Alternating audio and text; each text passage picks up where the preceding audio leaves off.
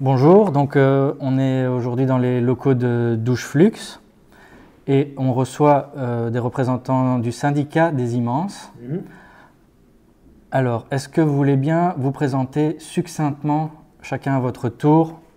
On peut commencer par là. Oui, je m'appelle Ayoub, je suis un membre du syndicat des immenses depuis la création. Joël, je suis membre du syndicat des immenses depuis presque 3 ans et demi maintenant. Laurent, je suis secrétaire du syndicat des immenses depuis sa création en mars 2019. Ok. Alors, immense, si j'ai bien compris, c'est un individu dans une merde matérielle énorme, mais non sans exigence, c'est bien ça? Ouais. Tout à fait. Donc en gros, c'est un mot compliqué pour dire sans-abri, quoi. C'est pas sans-abri, c'est sans chez soi, c'est pas du tout la même chose. Et puis bon, il y a plusieurs catégories de personnes qui peuvent se regrouper sous le nom d'immenses. Il y a des personnes qui sont sans chez soi, mais qui ont un abri, soit dans une maison d'accueil, dans un centre d'hébergement d'urgence, qui dorment dans leur voiture, qui dorment chez leurs parents, qui dorment chez leurs amis. Ou enfin, si on n'a pas de chez soi, on peut dire qu'on n'a pas d'abri. Si on n'a pas d'abri, Ah on n'a pas de chez non, soi. non. Si on n'a pas on peut avoir un abri et ne pas avoir de chez soi. Avoir un chez soi, c'est avoir une clé, avoir un endroit où on est chez soi. On peut faire ce qu'on y veut dans la mesure du possible. Ça veut dire que, par exemple, il est 3 heures du matin, tu as envie de prendre une douche, tu prends ta douche du moment que ça ne dérange pas les voisins, il n'y a pas de souci. Tu as envie de te faire une omelette à 2 heures du matin, il n'y a personne qui va te dire quelque chose. Quand tu es chez quelqu'un, que ce soit une personne ou une institution, tu es obligé de suivre des règles. C'est pas du tout la même chose. Ok. Et donc, je termine quand même la réponse. C'est pas un mot compliqué. Immense est un mot qui existe dans la langue française, donc c'est très facile à retenir. Et le grand avantage du mot immense, outre que ça clarifie ce que vient de dire Joël, à savoir que les personnes qui sont sans abri, il y en a beaucoup qui en fait ont un abri, donc il faut arrêter de parler de sans-abri. Ce sont des personnes sans chez soi, c'est ça leur point commun, de toutes les personnes mal nommées sans abri. Et immense a le grand avantage de répéter que c'est une personne, et d'être un chouette mot, et qui n'est pas stigmatisant, comme les mots SDF, sans-abri, précaire, tous ces mots qui définissent clochard, tous ces mots qui définissent une personne de manière négative. Oui, d'accord, mais s'ils ont un abri, de quoi ils se plaignent? Moi, je comprends pas bien. Alors, donc, on va essayer de garder son calme. De quoi ils se plaignent? Ils se plaignent du fait qu'on a même inventé un mot pas plus tard que hier, qui est nécessité, c'est la nécessité d'avoir un chez-soi. C'est-à-dire d'avoir un chez-soi, c'est une nécessité ontologique, existentielle, primordiale et fondamentale, et qu'une vie sans authentique chez-soi n'est pas une vie digne, tout simplement. Donc il ne s'agit pas d'avoir un abri au sens où ce soir je peux dormir chez un copain ou au SAMU ou dans une maison d'accueil, etc. Avoir un authentique chez-soi, c'est la condition nécessaire pour sortir de la survie. Donc de quoi ils se plaignent? Ils ne se plaignent pas. Ils revendiquent le droit prévu par la Constitution, par l'article 23, le droit au logement. Donc ils ne se plaignent pas, ils sont fâchés et en colère contre le droit au logement qu'ils n'auraient pas concrètement reconnu. Ils l'auraient reconnu en théorie dans l'article 23, mais qui n'est pas un droit opposable. C'est une obligation de moyens, mais pas de résultats pour l'État belge. Et donc, et Ayoub et Joël ici présents peuvent être sans abri, et on ne peut pas aller au tribunal pour dire c'est sans chez soi, pardon, et on ne peut pas aller au tribunal pour dire voilà, il y a quelque chose qui ne va pas. Bah, vous parlez de sans-abri, de sans chez soi. Enfin, vous parlez pas de sans-abri. On ne parle pas de sans-abri. On parle de sans chez soi. Vous parlez de sans chez soi, mais tout le monde sait bien que le problème avec les sans chez soi, c'est qu'il y en a plein qui ne veulent pas être aidés. On sait très bien qu'il y a plein de gens à qui on propose d'aller au SAMU social et ils ne veulent pas. On leur propose de sortir de la rue au moins pour se mettre à l'abri une nuit et ils disent non. Ça c'est tout le monde sait ça. Tout le monde sait ça. C'est encore un stéréotype qui n'est pas vrai. Très peu de gens refusent. C'est plutôt le SAMU qui refuse des gens. C'est pas du tout la même chose. Et puis, il faut voir les conditions dans lesquelles. C'est un abri. D'abord, c'est un abri précaire. En plus, vous n'avez pas le droit de faire ce que vous voulez. Vous n'avez pas le droit de manger ce que vous voulez, même si ils ont votre dossier médical et que ils savent très bien parce qu'ils vous obligent et que ça vous coûte de l'argent de refaire des tests d'allergie tous les 6 mois. On vous donne pas la nourriture adéquate. Ouais, mais enfin, c'est quand même mieux que d'être dans la rue. À choisir, non. Parce que dans la rue, du moment qu'on sait se mettre quelque part, se trouver à l'abri soi-même, on y est beaucoup mieux. Il y a beaucoup moins de précarité. C'est beaucoup moins dangereux. Vous êtes mieux qu'au chaud avec un toit sur la tête? Oui, d'une certaine façon, oui. En fait, même à SAMU social, c'est pas facile pour les contacter, pour avoir ses choix, parce que chaque jour, il faut le contacter. Et des fois, on se retrouve dans la rue par nécessité, parce qu'on n'est pas accepté. Et quand on n'est pas accepté, on est accepté dans la rue. Et quand on est dans la rue, on prend l'habitude qu'on a plus la liberté, plus de rencontres, plus d'informations, qu'on est dans un établissement qui est fermé et que tu peux pas parler de ta situation. En plus, les SAMU sociales, c'est fait pour certains gens, comme tu dis, SDF. Et quand tu es quelqu'un tout nouveau qui tombe dans la rue, c'est pire qu'une prison.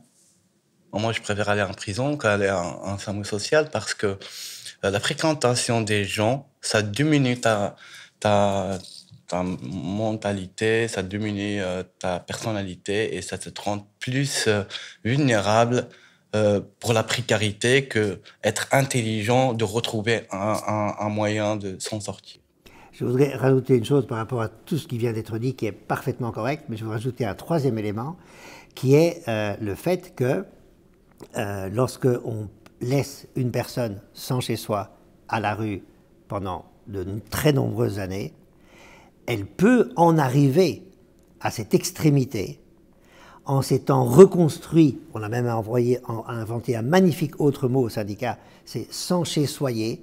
C'est Gaston sur son carton qui a refait une espèce de simulacre de chez soi, le fruit de tellement de combats, tellement de peurs pour se sécuriser, pour s'inventer de toutes pièces un chez-soi sur 2 mètres carrés, que de toucher à cette extrême fragilité peut être d'une violence extrême. Et que la personne qui en est arrivée là peut dire « Non, je préfère rester ici plutôt que d'aller au SAMU ou ailleurs, hein, il ne faut pas taper sur le SAMU tout le temps, il y a d'autres endroits, et avec le risque en plus que quand je reviens, parce qu'il n'y a pas de report automatique, quand je reviens le lendemain, peut-être que toutes mes affaires, que tout a disparu.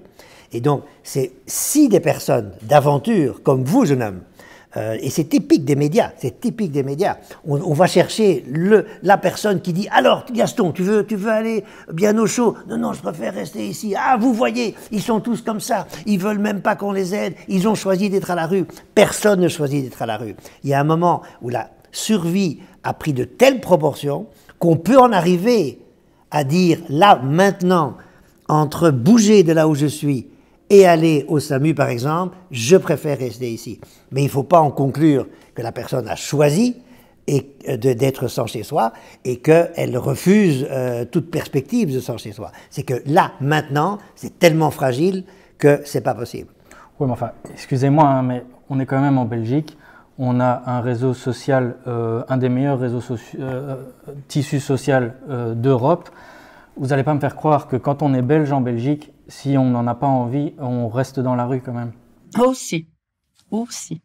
Déjà, la première chose, en Belgique, la seule, pour une fois que la Belgique fait quelque chose qui est totalement différente des autres pays européens et qui est quelque chose qui est très mauvais, c'est qu'en Belgique, quand on n'a plus d'adresse, on n'existe pas. Donc, si on n'a pas d'adresse, on ne peut pas pouvoir demander un RSA, donc un revenu de substitution. On ne peut pas aller au chômage. Si vous n'avez plus de compte en banque, vous ne pouvez pas avoir un nouveau compte en banque. Tant que vous n'avez pas une adresse de référence, ce qu'on appelle une adresse de référence. Une adresse de référence, quelqu'un doit vous la donner. Alors, vous avez peut-être la chance d'avoir un ami, une association qui veut bien le faire, ou alors vous vous adressez au CPAS. Au minimum, ça prend 4 mois. Et si ils veulent bien l'accepter. Et ça, ce sont pour des Belges, d'origine belge, qui ont travaillé en Belgique et qui ont normalement tous leurs papiers. Donc, c'est un droit qui devrait être acquis, surtout à l'époque de la numérisation à outrance. En une journée, on devrait avoir son dossier fait et tout est bon. Ben non, ça dure. Et alors, les personnes qui sont, comme on appelle au syndicat, un sans séjour, eux, ils ont encore moins de droits. Ils n'existent pas. D'accord, madame. D'accord, mais c'est injuste. Je veux aussi dire que la Belgique, il n'y a pas que des Belges, c'est une terre d'accueil et on est vraiment mélangés et on doit tous vivre, droit de vivre ensemble. D'accord, monsieur, mais on peut pas accueillir toute la misère du monde, hein. Ça, je suis tout à fait d'accord, mais on est là, on contribue, on travaille. Moi, je travaille tous les jours, donc je suis pas ici pour voilà. Vous peut-être, mais la quantité de gens qui profitent du système, monsieur. Il faut pas généraliser. Il faut pas généraliser. C'est pas parce qu'il y a 5% d'une population qui se sert du système, qui vivent à cause ou grâce du système, qu'on doit stigmatiser. C'est la même chose pour les races. C'est la même chose pour les religions. Arrêtez de stigmatiser tout le monde. C'est pas parce qu'il y a 1% de la population sont des salauds que tous les Belges sont des salauds ou que tous les Écossais sont des radins il faut arrêter ces stupides stéréotypes qui existent depuis le Moyen Âge. Il n'y a pas de bonnes personnes. Il n'y a pas de bons pauvres. Il y a juste des gens en précarité qu'il faut aider et il faut prévenir. Et c'est ça qu'il faut. Il faut créer des systèmes avant que les gens se retrouvent à la rue, on met déjà en place quelque chose. Parce que si vous attendez 2 ans, 3 ans, 4 ans, ben, la personne, elle perd tous ses repères sociaux. Et alors, ça va vous coûter plus cher, ça va coûter plus cher à l'État. Parce que quand on va remettre la personne en logement, elle aura besoin d'un accompagnement journalier ou bisemestriel. Alors que si vous remettez la personne en logement tout de suite, ben, les acquis, elle les a. Donc, je veux rajouter par rapport à ça, on a inventé encore hier un magnifique mot, le verbe tâche d'huiler. Tâche d'huiler, c'est exactement ce que vous venez de faire, à savoir qu'il y a peut-être des personnes qui profitent au sens négatif du terme, c'est-à-dire ne pas vouloir contribuer, mais juste avoir des privilèges. C'est un infime pourcentage et il suffit d'en repérer un pour dire ils sont tous comme ça. Lorsque un grand capitaliste fait de la fraude fiscale, on ne dit pas que tous les grands capitalistes sont des salauds. On dit lui est un salaud. Et donc ça, c'est une chose qu'il faut bien se mettre dans la tête. Ce à quoi tu fais allusion, Joël, c'est la criminalisation des pauvres en général. Depuis des millénaires, ils sont stigmatisés, ils sont criminalisés, ils sont montrés du doigt. Et avec ce concept de pauvres méritants et non méritants, ce que nous avons inventé au syndicat, c'est encore un autre mot, c'est imméritant. Et je suis un bel exemple, je suis donc pas un immense, je suis un escapé, mais je suis un escapé imméritant. Et qu'est-ce que c'est un escapé imméritant? C'est simplement, j'avais des parents très riches. Mais est-ce que j'ai mérité la richesse dans laquelle je vis? Mais absolument pas, je n'ai rien fait. J'ai juste ouvert un compte en banque où l'argent est tombé. Donc, mais ça, on ne va jamais m'accuser, moi, d'être un riche, pour employer ce terme, un riche non méritant. Mais chez les pauvres, on va faire voilà, on va fouiller dans le passé, dans la vie intime, dans le psyché, pour savoir si Joël n'est pas un peu responsable de la merde dans laquelle elle est, et est-ce qu'elle ne jouit pas d'être comme ça, dépendante, et être une assistée, comme si c'était un idéal de vie pour personne. Tout le monde a envie de vivre des rêves, des désirs, des projets, des réalisations, des créations. C'est ça que tout le monde veut. Écoutez, monsieur, on est quand même en Belgique, on finit pas dans la rue sans raison. Il y a le chômage, les gens qui sont à la rue ont été éjectés même du chômage, donc je suis désolé, mais c'est pas par hasard qu'on finit dans la rue. Il y a peut-être quand même une responsabilité des gens, non? Il y a une problématique aussi parce que être précaire, c'est pas avoir de l'argent, mais être précaire, tu as besoin juste d'un bout de papier, tu peux le lendemain être riche. Et ça, c'est un cas qui existe en Bruxelles, en Belgique, parce qu'il y a plusieurs cas qui ont besoin juste d'un bout de papier, ils ont des connaissances, ils ont d'expérience, et qui louent. Vous voulez dire un diplôme, vous voulez dire? Non, je dis pas un diplôme, les gens qui ont d'expérience d'autres pays et qui viennent rapporter sur leur expérience ici pour s'installer, pour partager leur expérience, sur leur savoir et tout. Donc, le moment qu'ils arrivent ici, ils ont besoin d'un bout de papier pour accéder à un logement. Et ça, c'est un grand problème qui ajoute à son abrisme.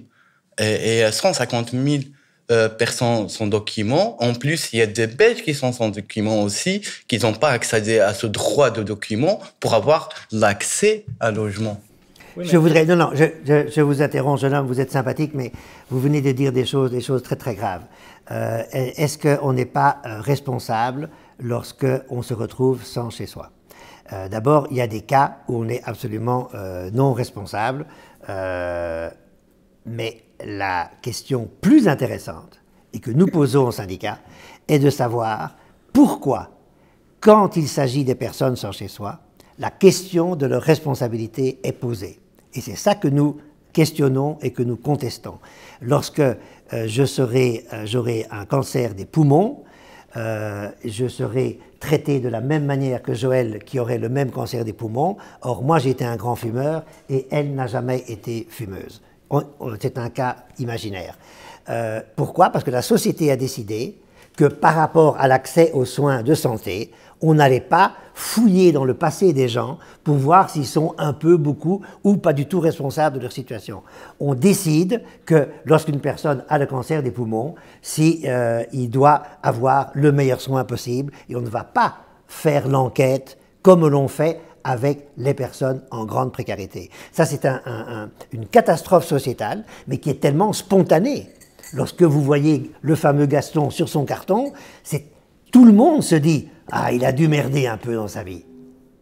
Mais quand vous êtes dans un hôpital et vous voyez plein de gens sur des lits d'hôpitaux, vous ne vous dites pas « Ah, ah, lui, il a mérité, il a fait un excès de vitesse ». Non, vous dites « Putain, il y a des gens qui sont dans une merde de santé pas possible ». Donc c'est un choix de société de décider, lorsqu'on a ce type de problème qui est d'être sans chez soi, on a le droit d'aller fouiller dans le passé des gens pour voir s'ils sont un peu, beaucoup ou pas du tout responsables. Donc c'est juste un mauvais choix et c'est là qu'il faut attaquer le problème parce que ces questions de la responsabilité, c'est infini. On peut toujours aller fouiller dans la prime enfance de Joël pour prouver qu'en fait, elle a fait un choix à 7 ans et demi qui n'était pas le bon et dont résultat des courses, blablabla. C'est insensé de poser la question dans ces termes-là. C'est insensé. Alors, parlons un peu fâché, hein. Parlons un peu du syndicat des immenses. Donc, si je comprends bien, le syndicat des immenses, c'est un genre de cours pour des SDF qui apprennent... Non, pas des SDF, des personnes sans chez soi. Des sans chez soi. Donc, c'est un genre de cours pour des sans chez soi qui apprennent à défendre leurs droits, c'est ça? On leur apprend leurs droits? Non, on n'apprend rien. On nous apprend rien à un syndicat. C'est nous qui apprenons aux gens. C'est notre vécu qui fait que, et notre militantisme qui fait qu'on essaye de changer les stéréotypes des gens, le fait de dire, oui, il y a dans ce syndicat des gens qui viennent de partout dans le monde, qui ont des périples tout à fait différents, mais qui sont des gens bien, qui ne sont pas des gens de deuxième zone. C'est pas parce qu'on est dans la précarité que on cesse d'être quelqu'un. On est toujours la personne qu'on était avant. Moi, je suis tombée dans la précarité il y a 4 ans, ça ne n'empêche pas que j'ai des diplômes, que j'ai eu une carrière. Alors oui, c'est vrai que je suis tombée dans la précarité et qu'il y a quelque chose que j'ai fait quand tout allait bien dans ma vie, qui a eu maintenant une résonance et qui m'a fait aussi tomber dans la précarité.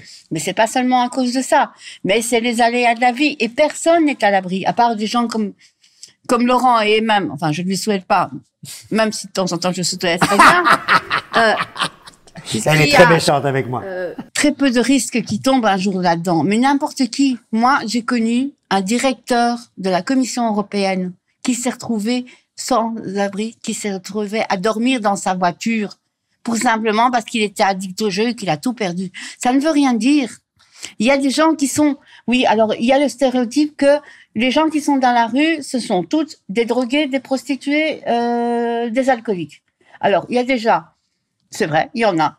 Mais il y en a des qui sont arrivés comme à cause de leur addiction à la rue. Mais il y en a des qui sont devenus addicts à la rue. Parce que quand vous êtes dehors, en plein hiver, à moins 10 degrés, vous tremblez de froid, ça fait 3 jours que vous avez pas eu un abri, et il y a quelqu'un intentionné ou mal intentionné qui vous, bien intentionné ou mal intentionné qui vous donne un verre de vodka ou un verre de whisky, ben, vous allez le boire, parce que pendant 1 heure, ça va vous réchauffer. Mais si vous êtes faible, plus faible à ce moment-là, vous risquez de tomber dans une addiction. Je veux rajouter deux choses. Un, en tant que secrétaire du syndicat des immenses et SKP, c'est-à-dire non immense, je le confirme.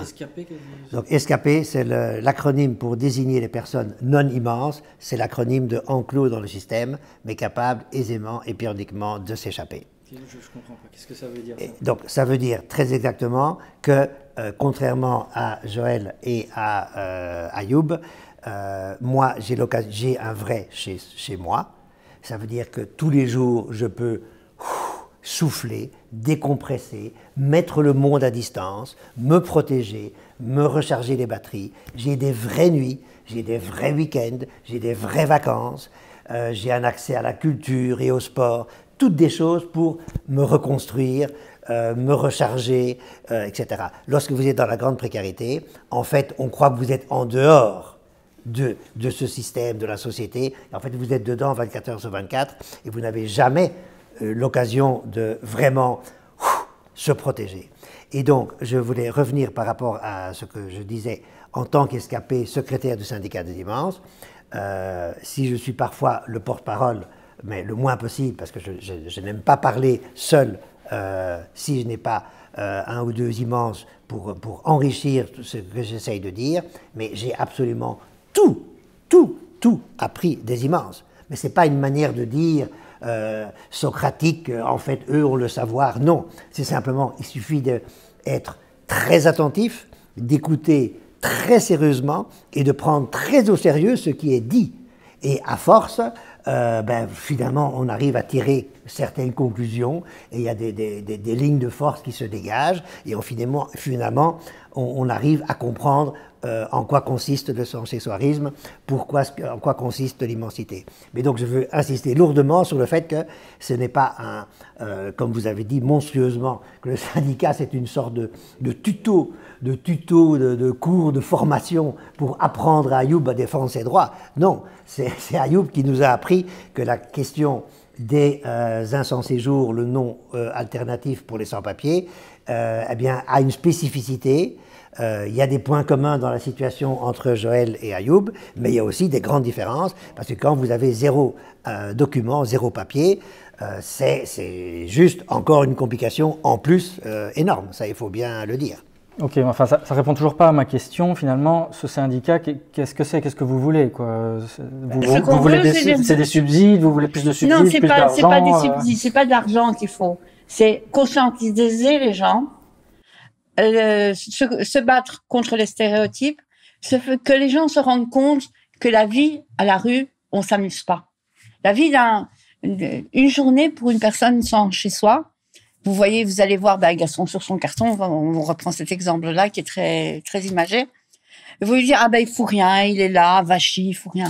Mais même si vous avez eu la veille la possibilité d'avoir été dormir dans un centre d'hébergement d'urgence, mais qu'est-ce que vous devez faire? Le matin, vous êtes dehors avec tous vos bagages à 8 heures du matin.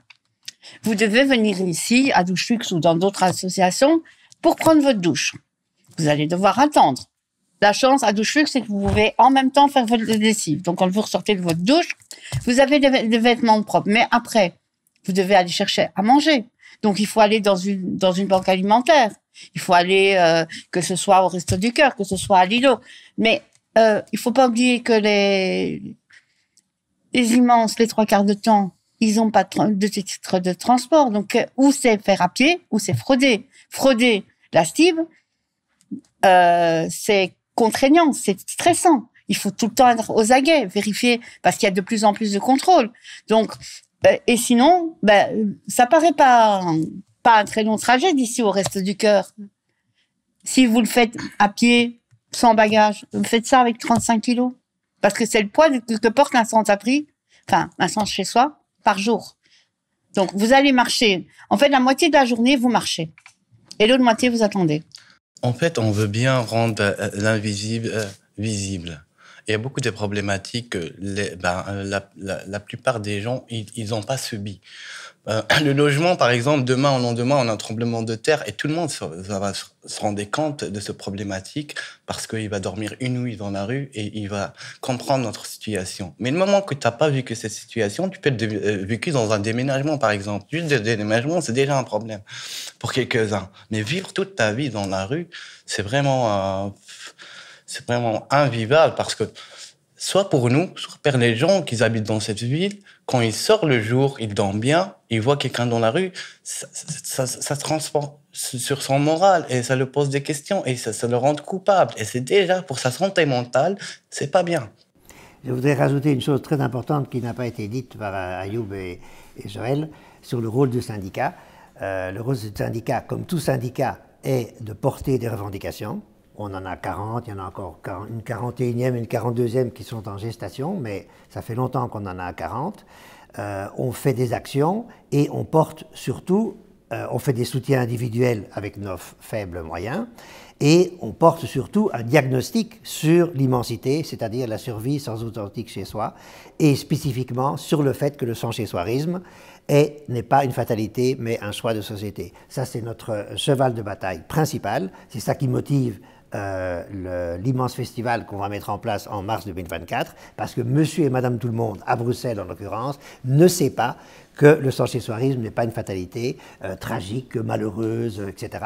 Mais c'est un choix de société, et la Finlande est là pour le montrer. On pourrait arriver, comme en Finlande, dans quelques années, à 0 personne sans chez soi, et en plus, on gagnerait beaucoup d'argent.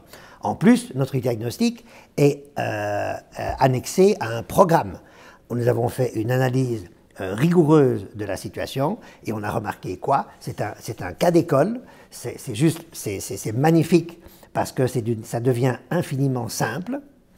Une fois qu'on a accepté le diagnostic de départ que le sans-chez-soirisme n'est pas un problème social, santé, mais un problème de logement d'abord, voire uniquement, c'est qu'il y a 2 modèles qui marchent, pas 3, il y en a 2. Et qui marche pour les cas extrêmes. Et on l'a vu, c'est d'un côté pour les personnes les plus fracassées, donc pas du tout Joël et Ayoub ici présents, les personnes qui ont un double diagnostic, c'est-à-dire non seulement un problème de santé mentale, mais en plus, vous entendez qu'ils ne l'ont pas, et un problème d'assuétude, alcool, drogue, médicaments ou autre.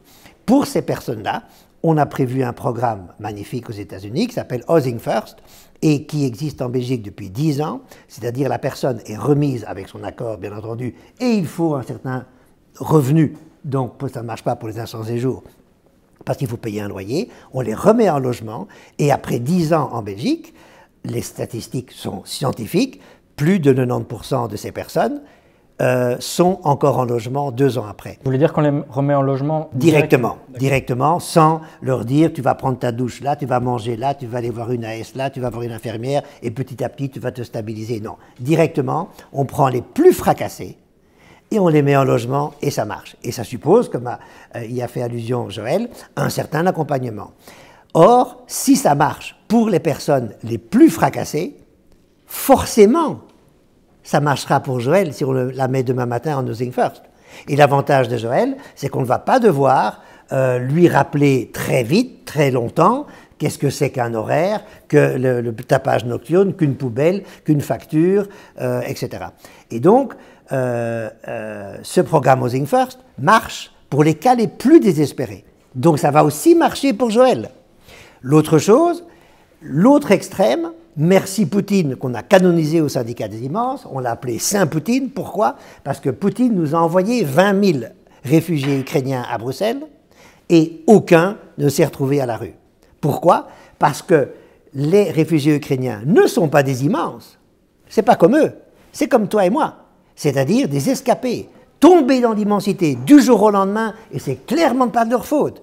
Et là, de manière magnifique et spectaculaire, en 3 semaines, une task force a été mise en place. On a vu des bâtiments surgir de terre. Tout d'un coup, il y avait de l'argent, il y avait des bâtiments, il y avait tout, en fait. Et aucun Ukrainien ne s'est retrouvé à la rue. Et donc, on a le modèle ukrainien et le Housing First, qui, comme par hasard, sont les 2 cas extrêmes du spectre, à savoir des escapés qui tout d'un coup, pouf, un tremblement de terre qui s'est appelé ici Poutine. Mais pour reprendre l'exemple de Ayoub, c'est une sorte de tremblement de terre, c'est Poutine qui arrive. Donc on se retrouve à la rue. Pour eux, on fait le maximum et on y arrive magnifiquement. Et pour les plus fracassés, on fait le maximum et on les met en logement. Dans les deux cas, la solution, comme par hasard, est le logement. Tiens. Ah, on arrête avec ces blagues de tous ces centres de jour et tous ces... Mais est-ce qu'il est pérennisable, ce modèle ukrainien? Parce que ça a coûté de reloger tous ces Ukrainiens. L'argent est là, il suffit de le décider. Ça, c'est une démonstration. Et en plus, le syndicat des immenses, avec feu le mouvement militant droit à un toit Recht op een dak, a commandité pour aller contre ce genre d'argument débile, excusez-moi, parce que vous m'énervez, donc ça va coûter cher, eh bien pas du tout. On a démontré que ce que coûte à la région bruxelloise une personne sans chez soi, à savoir en moyenne 41 000 €, c'est exactement ce que coûterait sa remise en logement. Et d'ailleurs, la Finlande n'arrête pas de nous envoyer quotidiennement des messages. Coucou, nous, on a bientôt fini avec ce problème et on a gagné, on a sauvé des milliers de vies, mais ça, on s'en fout. On a gagné beaucoup d'argent parce que ça coûte une blinde de ne pas réussir à rendre leur survie la moins inhumaine possible, puisque je vous rappelle que les morts de la rue, leur moyenne d'âge, c'est 48 ans, 47 ans, 49 ans. À Paris, à Bruxelles, c'est toujours le même truc. Donc on fait tout à l'envers. Et ce n'est pas une question d'argent, c'est une question de décision. Il faut un jour décider, on va peut-être attaquer le problème autrement. Vous venez de dire que reloger tout le monde coûterait moins cher que ce qu'on fait actuellement et que vous avez des preuves. D'où est-ce que vous avez ces preuves? On a commandité une étude, parce que bien sûr, lorsque des militants comme nous trois, on va très vite nous traiter d'idéalistes, de naïfs, de surréalistes qui rêvent d'un monde. Non, donc nous ne sommes pas crédibles par définition parce qu'on est militants et vous sentez bien qu'on est très agité par ça. Ce qui n'est pas bon pour notre crédibilité. Donc ça nous a coûté 53 000 €. On a demandé au département d'économie d'ULBA de l'ULB, donc des gens très sérieux qui font des grosses études, ça fait 100 pages en français et en néerlandais. C'est très compliqué. C'est des économistes, c'est pas des gens qui rigolent. Et on leur a dit combien coûte le sans-chez-soirisme en région Bruxelles-Capitale à la région région Bruxelles-Capitale et combien coûterait le relogement. Une autre information qui est le résultat de cette étude, c'est que le coût, si on inclut les coûts indirects du sans-chez-soirisme, c'est 5 fois les coûts directs du sans-chez-soirisme. Et ça donne une belle idée. Les coûts directs, c'est quoi? C'est tous les bâtiments, douche luxe, le SAMU social, l'îlot, Diogène, combien ça coûte tout ça, tout le salaire des gens qui travaillent là, mais il y a tous les coûts indirects. Parce que quand Madame Joël, excuse-moi, tu es la victime de service, quand Madame Joël tombe malade, elle a une pneumonie, eh bien, cette pneumonie, elle vient du fait qu'elle s'est retrouvée sans chez soi depuis très longtemps. Et que si elle avait eu un chez elle, elle n'aurait pas eu une pneumonie, elle aurait eu une grippe. Donc ça a un coût. Ça a un coût. Et c'est ça les coûts indirects. Donc je ne vous fais pas la longue liste, ça va jusqu'aux policiers qui doivent régler des problèmes de violence dans la rue, etc.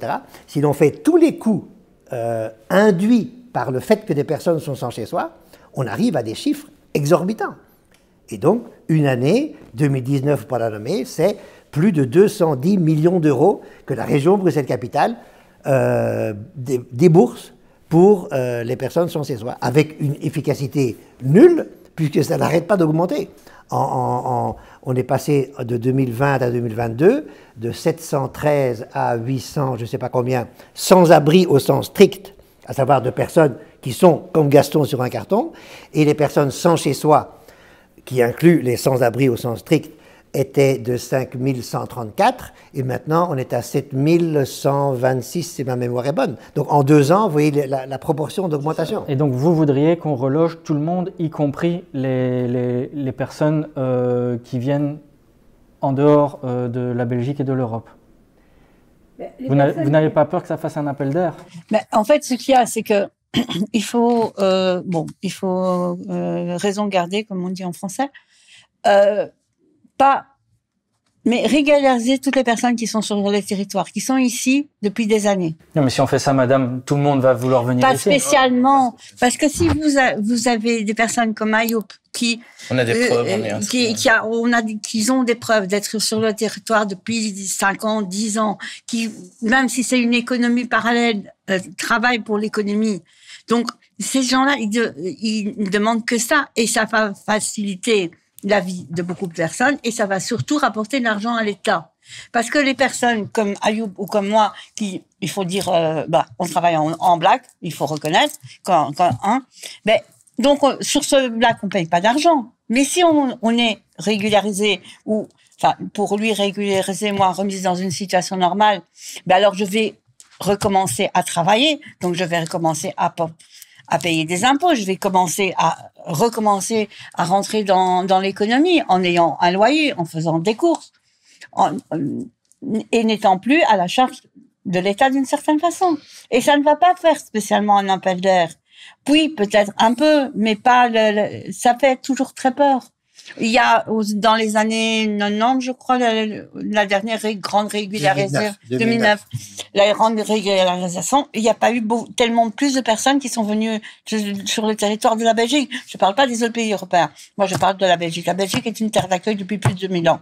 Alors, des vagues d'invasion économique, on connaît ça depuis toujours. Donc, c'est simplement, il faut gérer la situation, et moins vous faites quelque chose pour les gens, plus vous allez avoir des gens sur votre territoire. Et il faut d'abord, et surtout la première chose du pouvoir politique doit faire, c'est arrêter de s'occuper de l'ingérence chez les autres et occupez-vous de votre propre population. Oui, il y a une problématique en fait sur le territoire qu'on doit régler. Par exemple, il y a des gens qui vivent, ça fait des années ici, qui connaissent vraiment bien le pays, la structure et tout, et qu'on a des preuves d'installation. Donc, si on commence par ces gens qui n'ont pas été régularisés, ça fait 10 ans. Régularisés, genre, ou pas avoir des lois permanentes, claires et permanentes pour régulariser, parce qu'il y a une régularisation, en fait. Ça existe, mais il n'y a pas des lois claires et permanentes. Donc, tu peux déposer un dossier, mais tu dois attendre 2 ans, 3 ans, 4 ans. Et ça qui bloque les gens de travailler. Donc, et d'investir, de rester un peu précaire.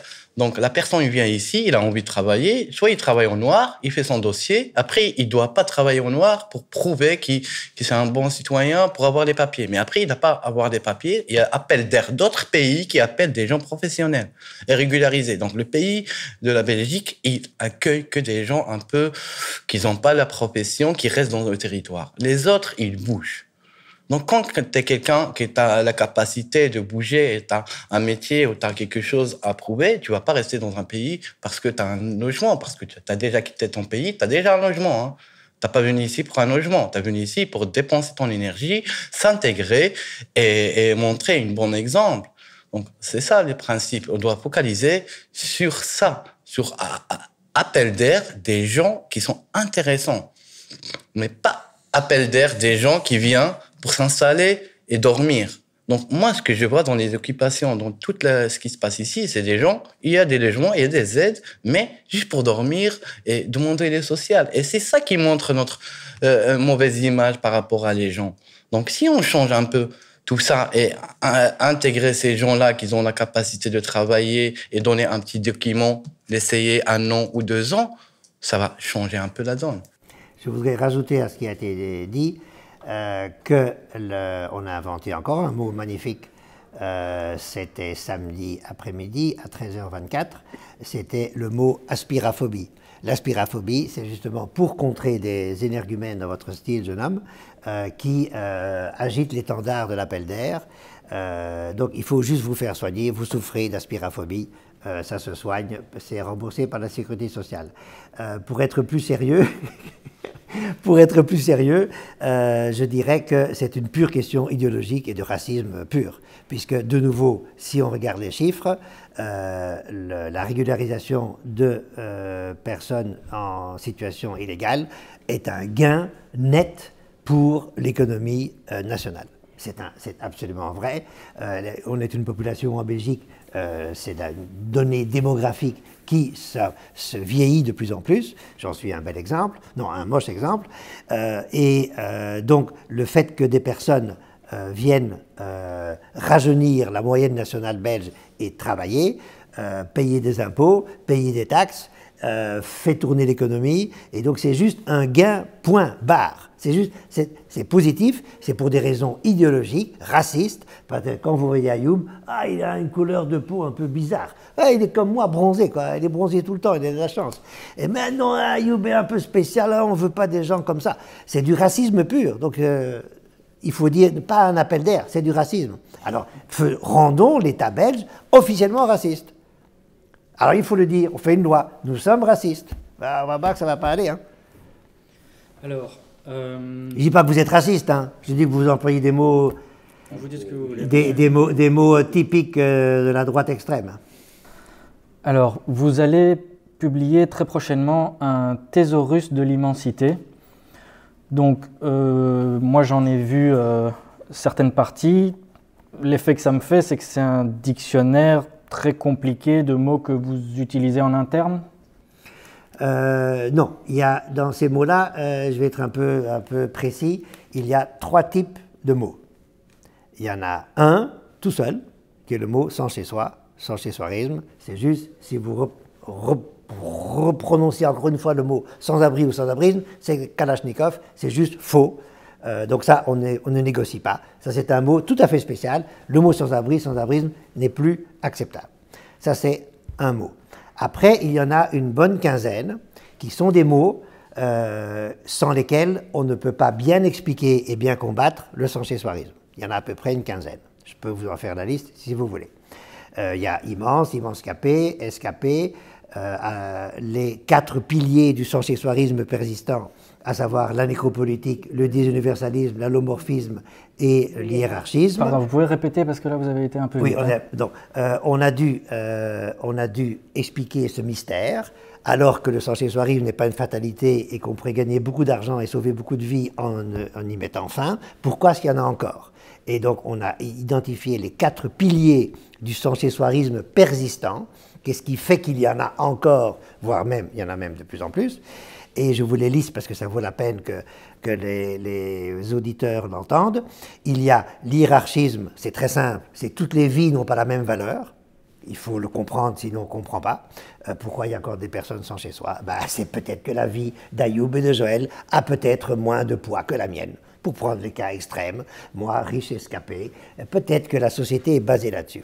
Le désuniversalisme, c'est le 2 poids 2 mesures, et on l'a vu de manière magistrale avec les réfugiés ukrainiens, qui eux sont des escapés sans chez soi, et pour eux on fait le maximum, alors que pour les 2 ici présents, on fait le minimum, et on trouve déjà que c'est très bien.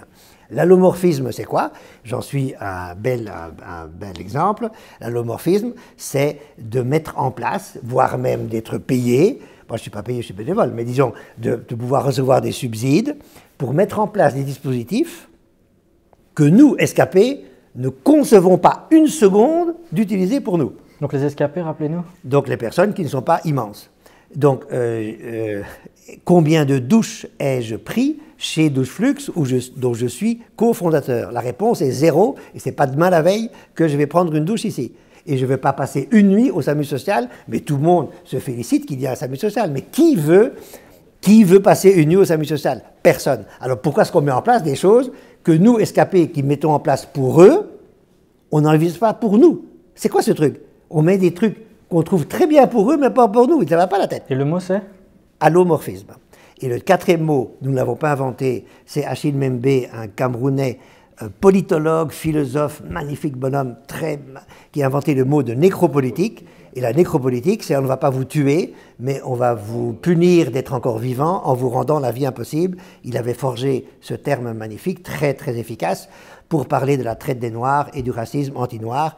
Et 2 jeunes philosophes ont dit, mais est-ce que ce concept de nécropolitique ne serait pas exportable dans d'autres pans, pour d'autres types de populations, comme les immenses? Et quand on a expliqué ça à tout le syndicat, tous les doigts se sont levés. On a vie impossible, oui, ça, on a. Excusez-moi, mais vous n'allez pas me dire que les services mis en place sont faits pour vous rendre la vie impossible quand même? Oui, la bureaucrature aussi, c'est un problème pour nous. Là? La bureaucrature, les papiers tout le temps, et nous, notre situation déjà, pour avoir des papiers, il faut bien conserver. Ce qui est aberrant à notre époque, à cette période de numérisation à outrance, c'est que quand vous allez vous adresser à un CPAS pour faire une demande, on va vous dire, voilà, vous avez besoin de ça, ça, ça. Et puis, on vous dit, Ah oui, mais vous devez aller à la commune, alors qu'il suffit d'un clic, vous pouvez avoir ce document. Ils peuvent directement avoir ce document. Mais non, on va vous faire lanterner. Donc, vous devez prendre, parce qu'on ne sait plus rien faire sans Internet maintenant, un rendez-vous pour la maison communale. Vous avez 3 semaines avant d'avoir votre rendez-vous. Vous allez chercher votre papier. Vous retournez, vous devez reprendre un rendez-vous avec votre AS pour aller donner le papier. Donc, en fait, des démarches qui pourraient prendre 5 minutes, ça prend des semaines. Moi, j'ai une très bonne connaissance qui vient de déménager. Il a fallu 3 mois pour que son dossier soit transféré de CPAS à CPAS. Mais en réalité, heureusement qu'elle a eu un très, très agréable propriétaire. Sinon, elle se faisait virer de son appart. Parce que quand on est en attente de CPAS, on n'a pas un sou. Donc, si vous n'avez pas su avoir des économies, ben vous avez rien. Donc, comment vous allez payer un loyer même de 600 € si vous n'avez pas un sou qui rentre? Heureusement, elle a eu la chance d'avoir un propriétaire très compréhensif qui lui a dit, ben, madame, si vous m'apportez le papier du CPS comme quoi vous êtes en attente de régularisation de dossier, ben, vous pouvez rester et vous me payerez quand vous aurez reçu vos allocations. Mais ça, c'est un rare. Propriétaire. C'est rare. Déjà, pour trouver un appartement, quand on a un salaire bas, mais qu'on a un salaire, c'est déjà une galère à Bruxelles. Alors, des personnes qui sont en dessous du seuil de pauvreté, parce que ça a été reconnu, les émoluments qu'on reçoit du CPAS ou de toute... bon, le chômage, ça peut parfois être un peu plus. C'est en dessous du seuil de pauvreté. Alors, comment vous allez faire pour trouver un appartement décent? Je spécialise bien, décent. Pour moins de 600 € à Bruxelles. Parce que ça, c'est l'appartement, mais vous avez encore les charges locatives. Puis vous avez encore eau, gaz, électricité, Internet. Parce qu'il n'y a plus moyen de vivre sans Internet en Belgique. Enfin, en Europe d'ailleurs. Hein? Donc, moralité, des 1200 € que vous avez, il vous reste quoi, 300 € sur le mois? Et encore. Parce que il y a des frais additionnels.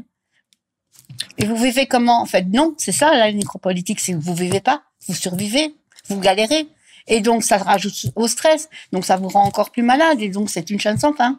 Et vous êtes surcontrôlé, vous êtes infantilisé, au lieu de... vous êtes charitalisé, comme on dit au syndicat, au lieu de vous aider à activer vos droits, on vous donne... Allez, c'est bien parce que c'est vous, on va vous accorder cette aide. C'est pas une aide humiliante, mais un droit que l'on veut juste activer comme n'importe qui.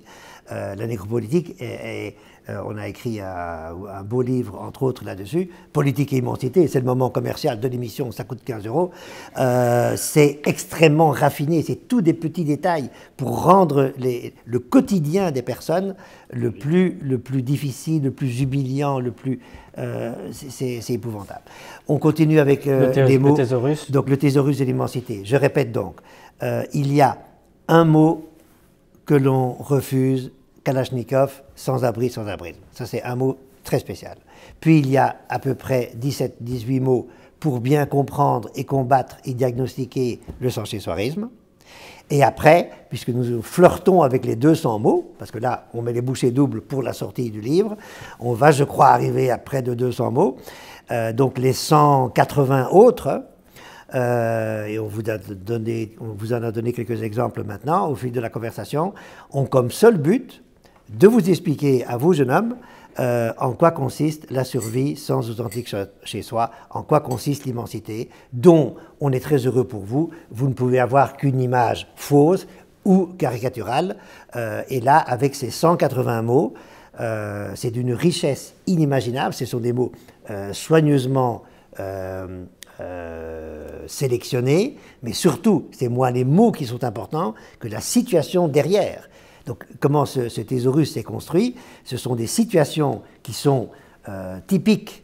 Par exemple, je vous donne un mot, voilà, on a parlé de contrôle il y a 4 secondes, eh bien, on s'est dit, il faut que les escapés sachent que quand on est allocataire social en Belgique, on n'est pas contrôlé, on est surcontrôlé, c'est terrible, il y a une suspicion de fraude permanente.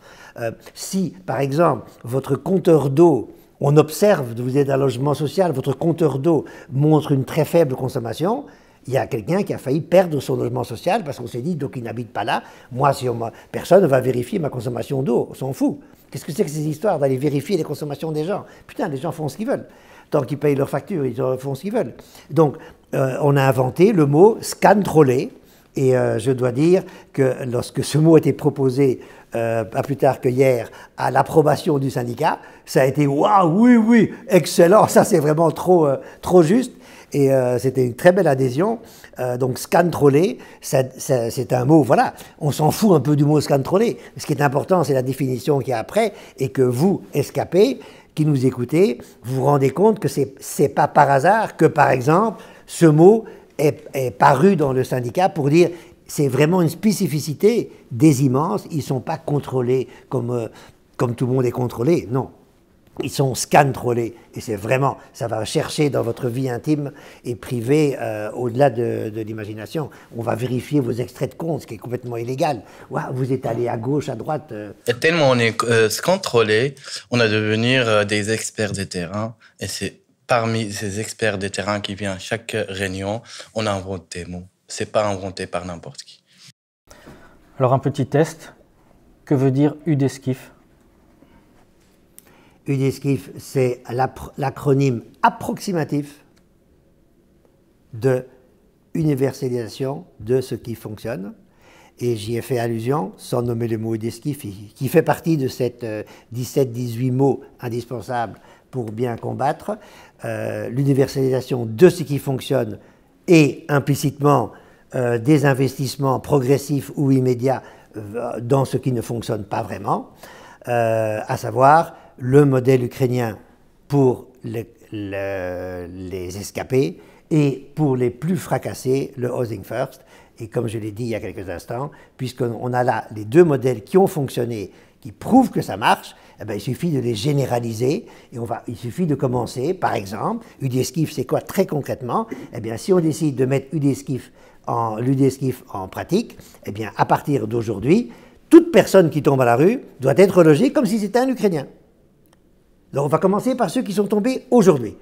Et puis, une fois qu'eux seront relogés, on va ceux qui sont tombés aujourd'hui et hier. Et puis, on remonte. Tac, tac, tac. C'est comme pour le Housing First, on va commencer par ceux qui ont le double diagnostic, et puis on va commencer par, une fois que tous les doubles diagnostiqués sont en logement, on va commencer à lever une contrainte. Un diagnostic suffit. T'es alcoolique? Ok, hop, on te Housing First. Allez, bois un peu plus, Joël, sinon tu ne seras jamais... Non, mais... bois. C'est quelque chose qui est très risible quand on le dit comme ça, mais quand justement vous faites une demande et qu'on vous dit, ben non, désolé madame, vous rentrez pas dans le cadre parce que vous n'êtes pas reconnu comme souffrant d'un problème mental récurrent ou vous n'êtes pas reconnu comme ayant une assuétude et que moi, malheureusement, je sais pas contraindre, je sais pas faire semblant. Donc voilà, c'est comme quand j'ai eu un propriétaire un jour qui m'a dit « Je suis vraiment désolée madame de votre situation, je comprends très bien à quel point c'est difficile, mais moi je vais préférer louer à un Ukrainien parce que je sais... » Alors je lui ai dit « Parce que vous croyez que les Ukrainiens sont des bons payeurs ?» Non, mais c'est des stéréotypes, c'est des choses... Et donc c'est toujours ça, on revient toujours à ça, de dire si ça marche dans ce sens-là, pourquoi ça marche pas pour les gens, entre guillemets, les précarisés lambda, on va dire. Il n'y a quand même pas que ça, il y a aussi des logements sociaux, il y a des AIS, des agences immobilières sociales. Les agences immobilières sociales à Bruxelles, je parle de Bruxelles, Bruxelles-Capitale, il faut minimum 7 ans pour pouvoir avoir un logement. Maintenant, à l'heure actuelle, pour l'avoir fait le vendredi passé, j'ai refait le tour de toutes les agences immobilières sociales que je connais. Il n'y en a aucune qui a accepté mon dossier en disant ça ne sert à rien. Ça sert à rien, on n'a pas. Et pour les logements sociaux, ça va jusqu'à 10 ans, parfois plus, d'attente officielle. Le nombre de personnes qui sont éligibles pour les logements sociaux n'arrête pas d'augmenter. Qu'est-ce qu'il y a derrière tout ça? Il y a que, je me répète parce que c'est la seule phrase qui tient tout le puzzle ensemble, c'est le sans-chez-soirisme est considéré comme une fatalité. Et donc, le fait que des milliers, je dirais bien, des milliers de logements sociaux soient aujourd'hui à l'abandon à Bruxelles et parfois depuis plus de 10 ans, que les logements sociaux qui existent encore ne sont pas rénovés systématiquement en temps et en heure. On attend que ce soit catastrophique pour déloger tout le monde et investir, ce qui coûte bien sûr beaucoup plus cher que des petits, comme tout bon père de famille, on ne peut plus dire ça aujourd'hui, hein, comme tout bonne mère de famille, voilà. Voilà. On ne fait pas de lien entre cette négligence, cette faillite des responsables de l'État et le fait qu'on voit Gaston sur son carton. On ne fait pas le lien. Or, le lien est absolument mécanique. Et ce lien mécanique fait aussi que le non-encadrement des loyers, qui est la base de tout le problème. Il y a des magnifiques assistants sociaux qui essayent de tout faire pour, excuse-moi Joël, tu es encore la victime, de tout faire pour que Joël ait de nouveau son papier, ses revenus, etc. Et puis on se retrouve sur ImoWeb, où comme elle a dit, en dessous de 600 €, ben, on ne trouve pas. Et donc ça c'est juste un manque de courage politique et de décision. Non, on va encadrer ces putains de loyers. Et c'est un multibailleur qui vous parle.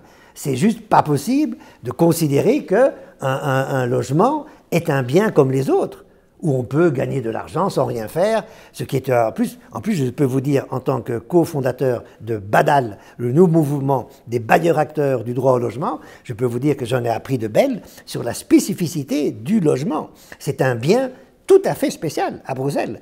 Vous ne faites rien, je dis bien rien, vous vous enrichissez. Vous êtes propriétaire et ce logement-là vaut chaque jour un peu plus d'argent. En plus, quand vous réfléchissez, tout le monde est exposé à l'inflation.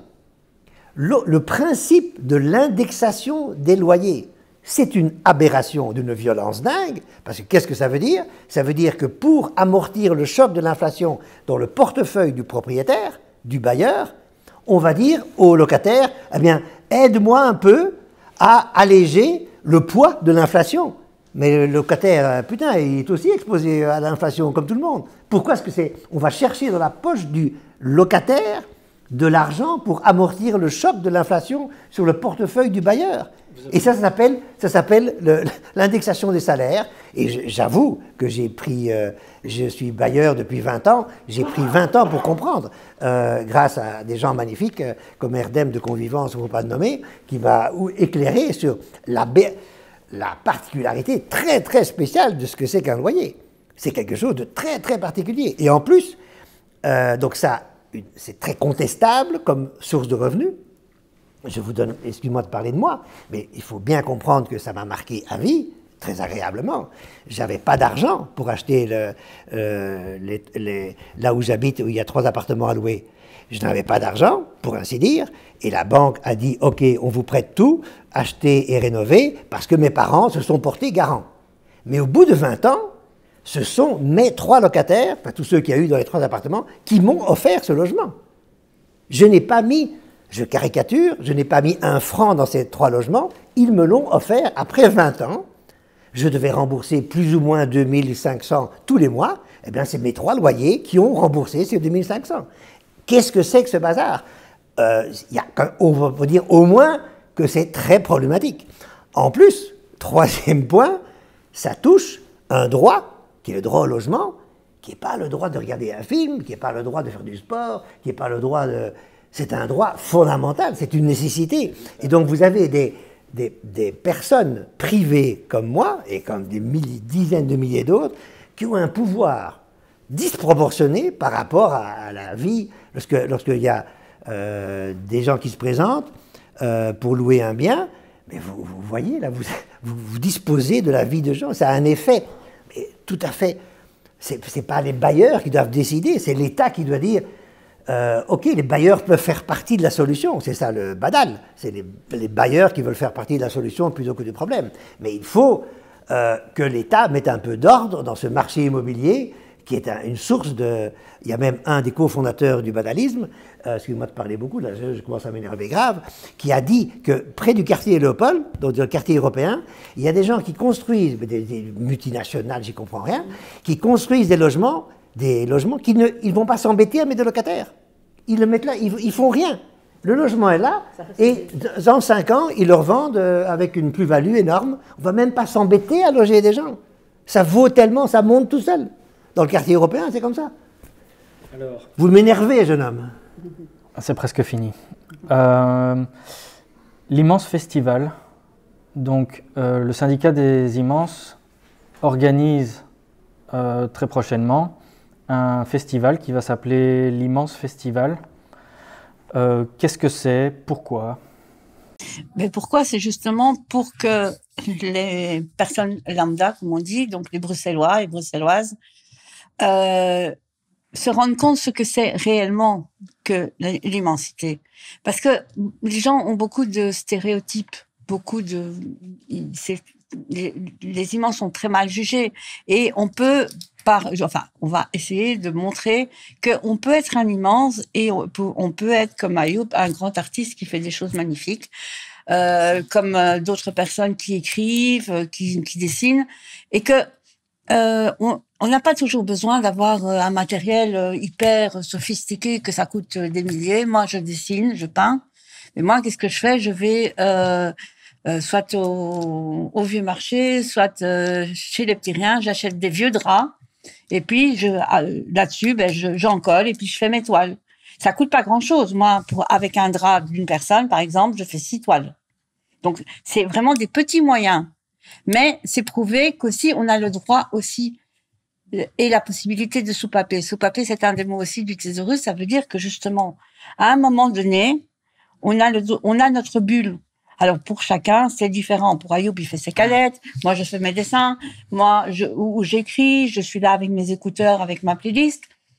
Et voilà. Et bon, tout le monde a la possibilité de pouvoir voir que les immenses, ce sont pas des gens qui sont là sur leur carton à rien faire. Ce sont des gens qui ont d'énormes possibilités, mais à qui on ne donne pas la possibilité de s'exprimer. Et comme disait Ayoub, rendre visible l'invisible. Ouais. C'est ça que je veux dire, en fait. On a réfléchi un peu, pas mal de temps, genre 4 ans qu'on réfléchit comment rendre visible l'invisible. Et il y a que l'art qui rend la chose visible. Et quand tu es un artiste, les gens t'encadrent, t'en respectent et te donnent plus d'importance. C'est pour ça, nous, on a le temps. Donc, on a le temps, on n'a pas, moi, par exemple, je parle de moi, j'ai pas le droit de travailler. Donc, je consacre mon temps dans l'art, à certaines façons et pour exprimer certaines façons. Là, on a exprimé un peu sur les mots thésaurus. Donc, on a gravé les mots thésaurus sur des canettes parce que les canettes, on n'a pas besoin d'acheter, c'est des recyclages. C'est vous qui faites. C'est moi qui j'ai pris l'initiative de graver ces mots, les baptiser sur des canettes parce que j'ai pas des moyens, mais c'est une idée de graver ces mots comme nos ancêtres qu'ils ont gravé sur le mur, ils ont gravé sur certains pinceaux. Moi, j'ai gravé sur les canettes qui sont jetées, qui n'ont pas de valeur, et j'ai envie de les donner la valeur. Donc, c'est comme ça, les immenses. C'est des gens qui n'ont pas de valeur, mais ils ont plein de valeur, en fait. Le moment qu'ils vont exprimer ces événements et mettre en visuel leurs problématiques. Et j'aimerais bien que les gens insistent, et surtout, c'est un événement très important pour qui montre notre gravité et montre aussi notre savoir-faire. Je me permets, puisque c'est la dernière question, j'ai compris, de marquer mon désaccord par rapport à ce que vous avez dit, tous les deux. Bon. À savoir que l'immense festival n'est pas que pour montrer qu'il y a des immenses créatifs et qui ont beaucoup d'imagination et de talent, c'est surtout, excusez-moi, mais votre créativité à tous les deux, vous êtes par hasard artistes tous les deux, mais tous les immenses n'ont pas des velléités artistiques comme vous, c'est de montrer à monsieur et madame tout le monde de Bruxelles que le sans-chez-soirisme n'est pas une fatalité et que, contrairement à ce qu'ils pensent, il y a moyen d'éradiquer ce problème, que tout le monde gagnerait beaucoup d'argent, que ça sauverait beaucoup de vies et que les gens de Bruxelles ne le savent pas. Là où je suis tout à fait d'accord avec ce qui vient d'être dit en revanche, c'est que la culture est le meilleur véhicule pour rassembler les gens et ce n'est pas des colloques compliqués entre acteurs sociaux qui vont participer à cette prise de conscience collective que nous appelons de nos voeux. C'est pour ça que l'Immense Festival, c'est une exposition des œuvres des immenses, oui, mais pas uniquement, plein d'autres événements culturels au sens large du terme, au bout desquels, avant, pendant ou après, il y a des immenses qui prennent la parole, des débats, pour permettre aux gens, que les gens se disent « Ah, ben en fait, c'est pas ce que je pensais du tout.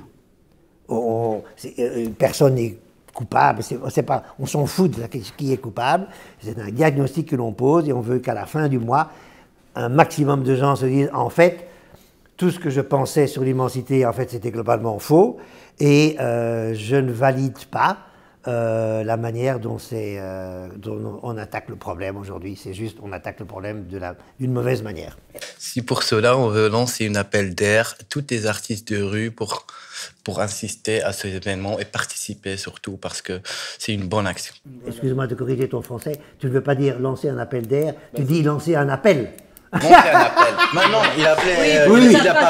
De faire un. Oui, c'est un running gag. Oui, c'est un running gag. Excuse-moi, excellent. Donc c'est faire un appel d'air pour que tous les immenses. Donc l'appel d'air est lancé. Donc Voilà.